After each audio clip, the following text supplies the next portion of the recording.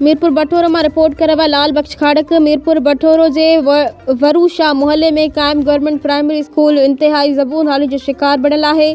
School की इमारत जी छित और दीवारूं सख्त कमज़ोर थी चुकियूं आहिनि, जे सबब वक्त ब वक्त छापर किरण मामूल बणिजी वियो आहे।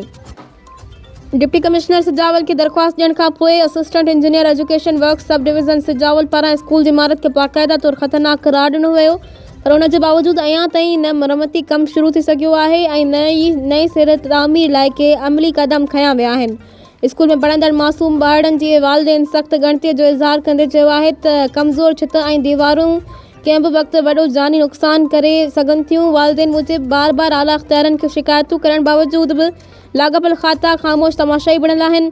इलाइक़े वासियुनि ऐं वालिदेन आला अख़्तियारनि खां मुतालबो कयो आहे त ॿारनि जी जानियुनि जे तहफ़ुज़ ख़ातिर स्कूल जी इमारत जी फौरी मुरम्मत या नई सिर तामीर कराई वञे।